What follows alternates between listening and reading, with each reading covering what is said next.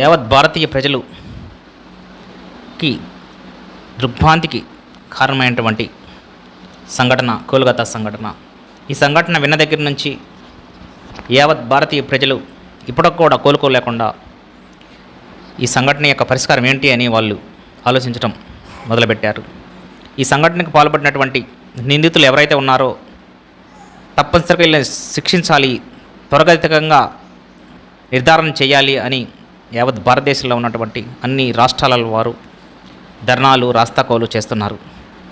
ఈ సంఘటనలో మెయిన్గా సంజయ్ రాయ్ అనేటువంటి వ్యక్తి ఎంత దారుణంగా ఆమెను జూనియర్ డాక్టర్ని హత్య చేశాడో మనము తెలుసుకున్నాము. ఈ విషయంలో మెయిన్గా ప్రజలంతా ఎందుకు రగిలిపోతున్నారు అంటే ఈ యొక్క సంఘటనలో ఇంత అనాముక్షంగా కర్కశంగా హత్య చేయబడ్డటువంటి ఈ కేసులో ఓన్లీ ఒకరిని మాత్రమే నిందితులుగా చూపించి మిగతా వాళ్ళని సేవ్ చేయాలి అనేటువంటి ధోరణిలో కోల్కతా ప్రభుత్వం వ్యవహరిస్తున్నటువంటి తీరుని నిరసనగా రాస్తాకోలు మరియు ధర్నాలు చేస్తున్నారు. తప్పనిసరిగా దీనికి బెంగాల్ ముఖ్యమంత్రి మమతా బెనర్జీ తప్పనిసరిగా బాధ్యత వహించాలి. ఈ యొక్క కేసులో ఉన్నటువంటి ఎవరైతే ఉన్నారో ఒకరు మాత్రమే కాదు, చాలామంది ఉన్నారు, వీళ్ళందరినీ తేల్చాలి అని అందరూ ముక్త కంఠంతో ధర్నాలు, రాస్తాకోలు మరియు వాళ్ళ యొక్క వాయిస్ని వినిపిస్తూనే ఉన్నారు. తప్పనిసరిగా ఇది ఒక రోజు రెండు రోజుల్లో కానీ తేలినటువంటి పక్షంలో తప్పనిసరిగా కోల్కతాలో రాష్ట్రపతి పాలన విధించేటువంటి అవకాశానికి తప్పనిసరిగా పరిస్థితులు దారితీస్తున్నాయనేటువంటిది మన యొక్క ప్రజల యొక్క మనోభావాలను చూస్తే మనకు అర్థమవుతుంది.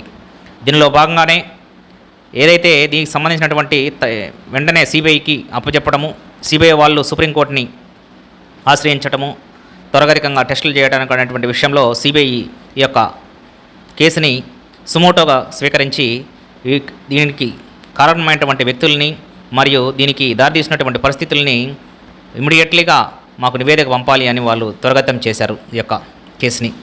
దీనికి సంబంధించినటువంటి కొన్ని విషయాలలో దీంట్లో భాగంగానే ఈరోజు సుప్రీంకోర్టులో ఎవరైతే నిందితుడు సంజయ్ రాయ్కి వెంటనే త్వరగతికంగా ఆయన యొక్క రోజుకొక మాట చెప్తూ రోజుకొక మాట మారుస్తుండటంతో వాళ్ళకి ఎన్నో అనుమానాలు రేగొస్తున్నాయి. ఇది ఒకరు మాత్రమే కాదు, చాలామంది వ్యక్తులు చేశారు అనేటువంటిది క్లియర్ కట్గా తెలుస్తుంది. ఈ విషయానికి సంబంధించి ఇమీడియట్లీగా అతనికి కొన్ని టెస్టులు చేయడానికి ఆదేశించారు. అవి ఏమిటంటే పాలిగ్రాఫ్ టెస్ట్, అంటే లై డిటెక్షన్, అంటే అబద్ధం చెప్తున్నాడు కాబట్టి తప్పనిసరిగా ఈ టెస్ట్ చేస్తే కరెక్ట్గా చెప్పేటువంటి అవకాశాలు ఉంటాయి అనేటువంటిది అదొక టెస్ట్. దాని తర్వాత సైకో అనాలిసిస్, అంటే ఇతని యొక్క మెంటాలిటీ ఎలా ఉంది, ఏమి సంగతి అనేటువంటి టెస్ట్ గురించి అది యొక్క విషయం గురించి తెలుసుకోవడానికి సైకో అనాలిసిస్ టెస్ట్ను కూడా పంపించారు. అదేవిధంగా లేయర్డ్ వాయిస్ టెస్ట్, ఆ టెస్ట్కి కూడా వాళ్ళు పంపించారు. ఈ 3 టెస్టులు చేసి తప్పనిసరిగా రిపోర్ట్ వెంటనే ఇవ్వండి అని ఆదేశాలు జారీ చేశారు. వీళ్ళందరికీ కలిపి ఈ టెస్టులకు మొత్తానికి కలిపి సిఎఫ్ఎస్ఎల్ అనేటువంటి నిపుణులు ఈ యొక్క వీటిని పర్యవేక్షణ చేస్తున్నారు. ఇంకా ఈ విషయంలో చూసుకున్నట్లయితే ఎంతో దిగ్భ్రాంతికరమైనటువంటి వార్తలు మనకి వెలుగులోకి వస్తున్నాయి. అంటే దీనిలో ఒకరి పాత్ర కాదు, మెయిన్గా హాస్పిటల్ సూపరింటెండెంట్ అంటే ప్రిన్సిపాల్గా పనిచేస్తున్నటువంటి వాడు ఎంతో నేర చరిత్ర కలిగినటువంటి 2001 నుంచి అతని యొక్క అరాచకాలు కానీ ఆగడాలు కానీ ఉన్నాయి అని ఎవరైతే ఈ యొక్క కేజీ కేర్ హాస్పిటల్లో ఉన్నారో అంతకుముందు అభ్యసించినటువంటి విద్యార్థులు కానీ ప్రస్తుతం అభ్యసిస్తున్నటువంటి విద్యార్థులు కానీ వారు యొక్క ఒకరొకరు వాళ్ళ యొక్క మనోభావాలను వాళ్ళ యొక్క ఫేస్బుక్లో కానీ వాళ్ళ యొక్క టెలిగ్రామ్లలో కానీ అవన్నీ బయట పెట్టడంతో ఎన్నో విస్తుపోయేటువంటి నిజాలు ఆ యొక్క కాలేజీ గురించి బయటకు వస్తున్నాయి.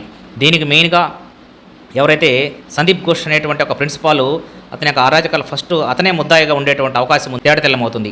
అదేవిధంగా ఆయనే కాదు, దానికి ఇంకా కొంత జూనియర్ ఫ్యాకల్టీ కూడా, జూనియర్ డాక్టర్స్ కూడా దీంట్లో పాల్గొన్నారు అనేటువంటి వాటి విషయంలో కూడా మనకి అర్థమవుతుంది.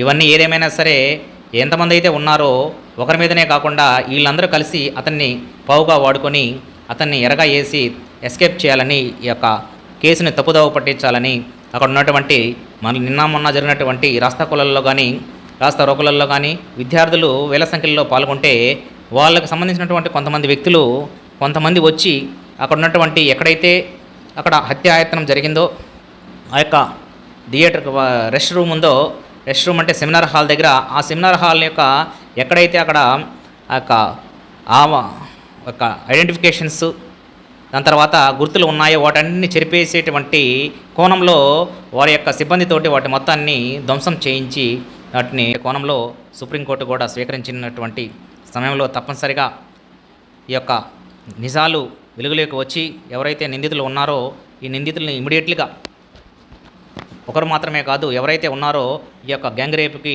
పాల్పడ్డారో వీళ్ళు తప్పనిసరిగా అందరూ బయటికి రావాలి అని భారతీయ ప్రజలందరూ ముక్త కంఠంతో వాళ్ళు ధర్నాలు చేస్తున్నారు మరియు వాళ్ళ యొక్క వాయిస్ను కూడా వినిపిస్తున్నారు.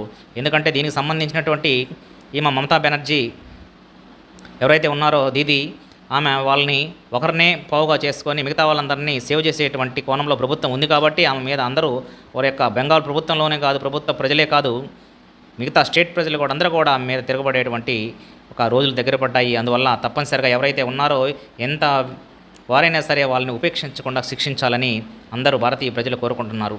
అదేవిధంగా ఇంకా దీనికి సంబంధించినటువంటి కొన్ని విషయాలలో త్వరగతికంగా చేసి ఇమ్మీడియట్లీగా శిక్ష పడినట్లయితేనే దేశం మొత్తం చల్లారుతుంది, లేకపోతే ఎన్నో పరిస్థితులకి దారితీస్తుంది అనేటువంటి మాట బెంగాల్ ప్రభుత్వం గుర్తుంచుకోవాల్సినటువంటి అవసరం ఉంది.